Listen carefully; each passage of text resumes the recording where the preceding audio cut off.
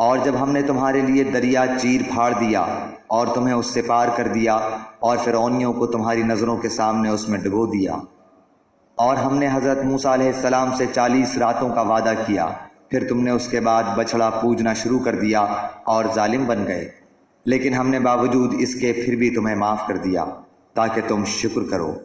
اور ہم نے حضرت موسیٰ علیہ السلام کو تمہاری ہدایت کے لیے کتاب اور معجزے عطا فرمائے۔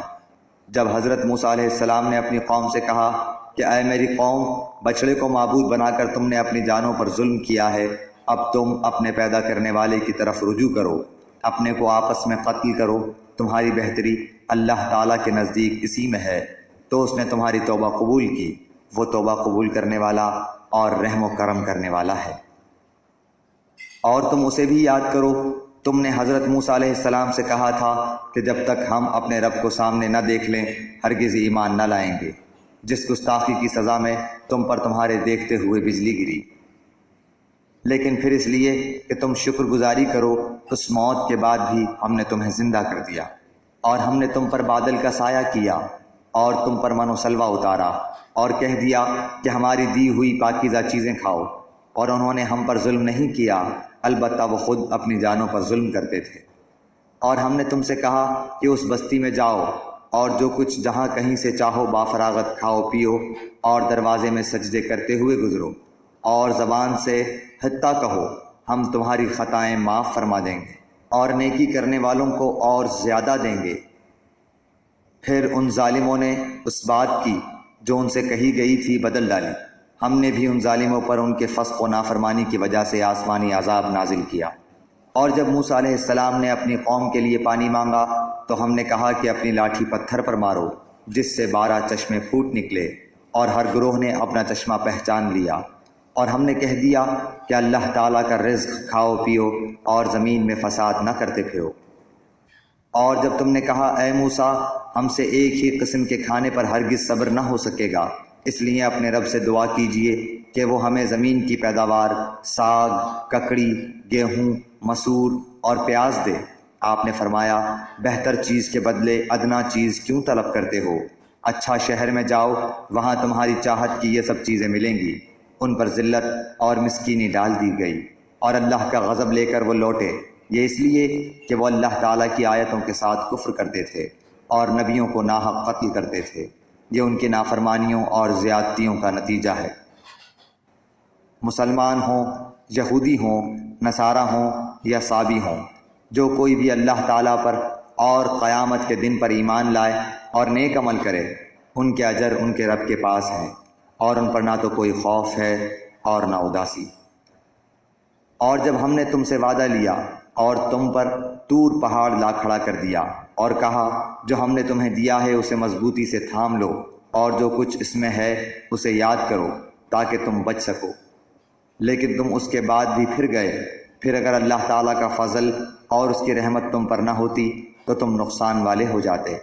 اور یقیناً تمہیں ان لوگوں کا علم بھی ہے جو تم میں سے ہفتے کے بارے میں حد سے بڑھ گئے، اور ہم نے بھی کہہ دیا کہ تم ذلیل بندر بن جاؤ۔ اسے ہم نے اگلوں پچھلوں کے لیے عبرت کا سبب بنا دیا اور پرہیزگاروں کے لیے واعظ و نصیحت کا۔ اور حضرت موسیٰ علیہ السلام نے جب اپنی قوم سے کہا کہ اللہ تعالیٰ تمہیں ایک گائے ذبح کرنے کا حکم دیتا ہے تو انہوں نے کہا ہم سے مذاق کیوں کرتے ہیں؟ آپ نے جواب دیا کہ میں ایسا جاہل ہونے سے اللہ تعالیٰ کی پناہ پکڑتا ہوں۔ انہوں نے کہا اے موسیٰ، دعا کیجئے کہ اللہ تعالیٰ ہمارے لیے اس کی ماہیت بیان کر دے۔ آپ نے فرمایا سنو، وہ گائے نہ تو بالکل بڑھیا ہو نہ بچہ، بلکہ درمیانی عمر کی نوجوان ہو۔ اب جو تمہیں حکم دیا گیا ہے بجا لاؤ۔ وہ پھر کہنے لگے کہ دعا کیجئے کہ اللہ تعالیٰ بیان کرے کہ اس کا رنگ کیا ہے۔ فرمایا وہ کہتا ہے کہ وہ گائے زرد رنگ کی ہے، چمکیلا اور دیکھنے والوں کو بھلا لگنے والا اس کا رنگ ہے۔ وہ کہنے لگے کہ اپنے رب سے اور دعا کیجئے کہ ہمیں اس کی مزید ماہیت بتلائے، اس قسم کی گائے تو بہت ہیں، پتہ نہیں چلتا، اگر اللہ نے چاہا تو ہم ہدایت والے ہو جائیں گے۔ آپ نے فرمایا کہ اللہ کا فرمان ہے کہ وہ گائے کام کرنے والی زمین میں ہل جوتنے والی اور کھیتوں کو پانی پلانے والی نہیں، وہ تندرست اور بے داغ ہے۔ انہوں نے کہا اب آپ نے حق واضح کر دیا۔ گو وہ حکم برداری کے قریب نہ تھے لیکن اسے مانا اور وہ گائے ذبح کر دی۔ جب تم نے ایک شخص کو قتل کر ڈالا پھر اس میں اختلاف کرنے لگے اور تمہاری پوشیدگی کو اللہ تعالیٰ ظاہر کرنے والا تھا۔ ہم نے کہا کہ اس گائے کا ایک ٹکڑا مقتول کے جسم پر لگا دو، وہ جی اٹھے گا۔ اسی طرح اللہ مردوں کو زندہ کر کے تمہیں تمہاری عقل مندی کے لیے اپنی نشانیاں دکھاتا ہے۔ پھر اس کے بعد تمہارے دل پتھر جیسے بلکہ اس سے بھی زیادہ سخت ہو گئے۔ بعض پتھروں سے تو نہریں بہہ نکلتی ہیں اور بعض پھٹ جاتے ہیں اور ان سے پانی نکل آتا ہے، اور بعض اللہ تعالیٰ کے ڈر سے گر گر پڑتے ہیں، اور تم اللہ تعالیٰ کو اپنے اعمال سے غافل نہ جانو۔ مسلمانوں، کیا تمہاری خواہش ہے کہ یہ لوگ ایماندار بن جائیں، حالانکہ ان میں ایسے لوگ بھی جو کلام اللہ کو سن کر عقل و علم والے ہوتے ہوئے پھر بھی بدل ڈالا کرتے ہیں؟ جب ایمان والوں سے ملتے ہیں تو اپنی ایمانداری ظاہر کرتے ہیں، اور جب آپس میں ملتے ہیں تو کہتے ہیں کہ مسلمانوں کو کیوں وہ باتیں پہنچاتے ہو جو اللہ تعالیٰ نے تمہیں سکھائی ہیں؟ کیا جانتے نہیں کہ یہ تو اللہ تعالیٰ کے پاس تم پر ان کی حجت ہو جائے گی؟ کیا یہ نہیں جانتے کہ اللہ تعالیٰ ان کی پوشیدگی اور ظاہرداری سب کو جانتا ہے؟ ان میں سے بعض ان پڑھ ایسے بھی ہیں کہ جو کتاب کے صرف ظاہری الفاظ کو ہی جانتے ہیں اور صرف گمان اور اٹکل ہی پر ہیں۔ ان لوگوں کے لیے ویل ہے جو اپنے ہاتھوں کی لکھی ہوئی کتاب کو اللہ تعالیٰ کی طرف کی کہتے ہیں اور اس طرح دنیا کماتے ہیں۔ ان کے ہاتھوں کی لکھائی کو اور ان کی کمائی کو ویل، ہلاکت اور افسوس ہے۔ یہ لوگ کہتے ہیں کہ ہم تو صرف چند روز جہنم میں رہیں گے۔ ان سے کہو کہ کیا تمہارے پاس اللہ تعالیٰ کا کوئی پروانہ ہے؟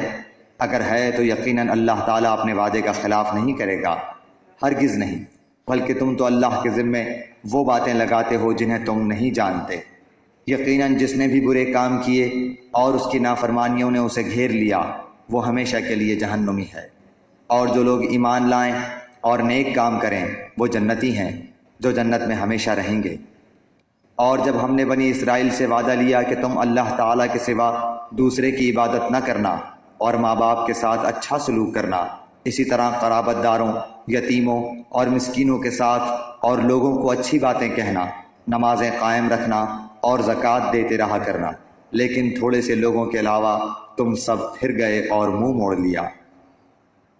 اور جب ہم نے تم سے وعدہ لیا کہ آپس میں خون نہ بہانا، قتل نہ کرنا اور آپس والوں کو جلا وطن نہ کرنا، تم نے اقرار کیا اور تم اس کے شاہد بنے، لیکن پھر بھی تم نے آپس میں قتل کیا اور آپس کے ایک فرقے کو جلا وطن بھی کیا، اور گناہ اور زیادتی کے کاموں میں ان کے خلاف دوسرے کی طرفداری کی۔ ہاں، جب وہ قیدی ہو کر تمہارے پاس آئے تو تم نے ان کے فدیے دیے، لیکن ان کا نکالنا جو تم پر حرام تھا اس کا کچھ خیال نہ کیا۔ کیا بعض احکام پر ایمان رکھتے ہو اور بعض کے ساتھ کفر کرتے ہو؟ تم میں سے جو بھی ایسا کرے اس کی سزا اس کے سوا کیا ہو کہ دنیا میں رسوائی اور قیامت کے دن سخت عذاب کی مار، اور اللہ تعالیٰ تمہارے اعمال سے بے خبر نہیں۔ یہ وہ لوگ ہیں جنہوں نے دنیا کی زندگی کو آخرت کے بدلے خرید لیا ہے، ان کے نہ تو عذاب ہلکے ہوں گے اور نہ ان کی مدد کی جائے گی۔